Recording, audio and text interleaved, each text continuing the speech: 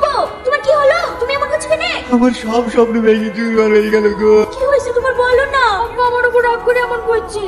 তুই আমাকে আপু বলে ডাকবি নি, তোর মতন ম্যান মুখ থেকে আমি এটা শুনতে যাইনি। তুমি এইভাবে বলছো কেন? যার সাথে তুমি না বিয়ে দেবে বলে ছেলের বাবাকে কথা দিয়ে এসছি, সেই ছেলেকে তুমি না অপমান করেছে। মানে কোম্পানির মালিকের ছেলে সেই রিয়াজকে? হ্যাঁ। আর তুই কি করেছিস তুই না?